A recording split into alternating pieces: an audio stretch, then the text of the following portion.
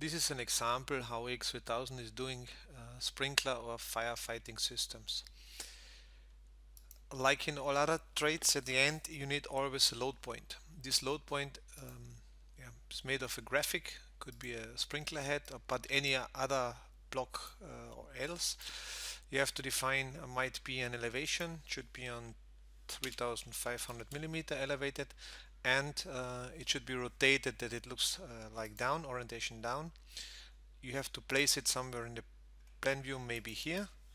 And because this is a block, you can use any function like copy, move, or rotate. At the other side of the system, you have something called starting point, and this starting point is needed for designing the pipe. So you define a layer, you define a pipe material, you define if there are couplings used or not, you define what is the main diameter for a main line or what is the minimum diameter for each other line. The dimensioning is not done by hydraulic calculation. In this case, we use some kind of size tables. These tables can be enlarged or modified by pressing this button, and therefore a number of a number of sprinkler heads is used for dimensioning the pipe. So in case of 3 or less, 25 millimeter, in case of more than 3 but less than 5, 32 millimeter, and so on will be used. Starting point also should be elevated on 4000 millimeter. Press OK, place it maybe here, and now I need a line for showing the path of my pipe. Maybe I want to go this way, I want to go down a bit, and here the connection has to be done. So there's a connection function, select sprinkler heads, select the line, and so as a result we get this quite simple system. After that I say calculate, confirm with OK, and I got a pipe system. Depending on the settings in the starting point, if this coupling functionality is activated as I use it, if you have a pipe larger than 25 millimeter, recalculate the system. I got the different kind of system. So now all at pipe ends, but also at the fittings, you get these couplings or connections.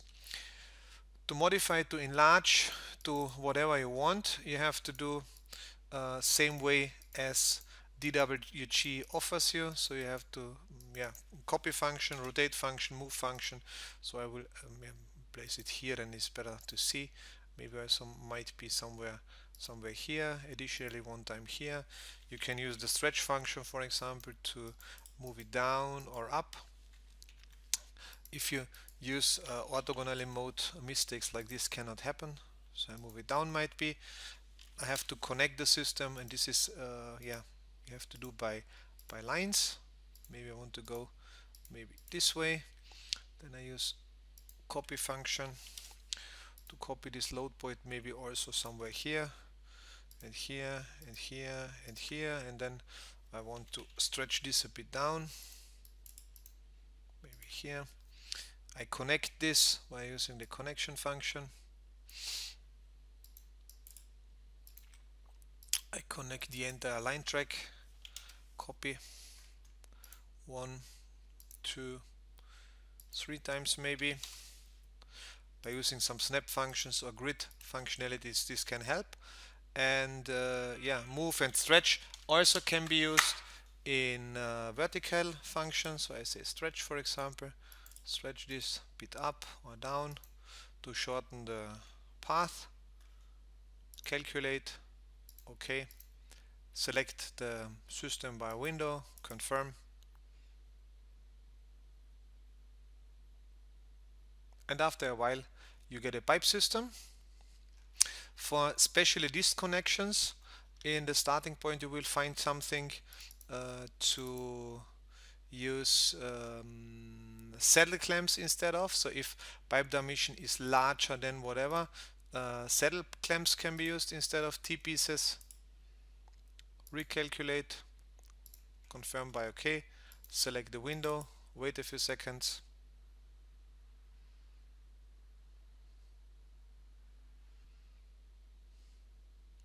And you get in some cases saddle clamps, depends on the diameter. and this setting is used for the main line. So we have to define one line of the system as a main line, delete the calculated system. There we'll find a function to define this sprinkler main line. Main line should go forward this way. The color has changed, that you can see what element is defined.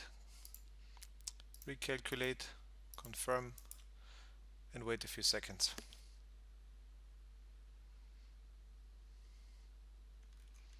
So now instead of our T pieces, because this is the main line and the dimension is larger than the selected value, I get these saddle clamps instead of T pieces.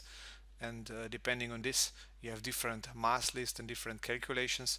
At the end, at the moment, I always have this kind of fittings, clamped fittings, but also this was a setting because first the software is using the connection diameter of the load point. Afterwards might be this minimum diameter for a standard line is used. Then the table is used that pipe dimension depends on number of connected out load points can be calculated or designed. By this setting I define when couplings are used or not. So if my pipe diameter is smaller than 14, I get no coupled connection. Then it's maybe welded or by using some kind of screwed element. It's fitting. It's used, and afterwards I have defined that my main line gets maybe diameter 80, and this main line connections are done with saddle clamps instead of diameters of standard T pieces. At the moment the dimension 65 was selected because of connected number of endpoints. Now I have switched to 80 millimeter. So I say calculate, confirm by a window, and now this 80 millimeter dimension will be used for the entire line we have defined former as a main line. So there will be no reduction implemented in this case in this main line, and I have 80 millimeter pipe up to the end, and only the connections to the side to the sprinkler heads are smaller. So the main line going to go forward. All there we have our saddle clamps. Also here is a saddle clamp used, and then at the end it will be reduced from 80 to the other one because this line is defined as a main line.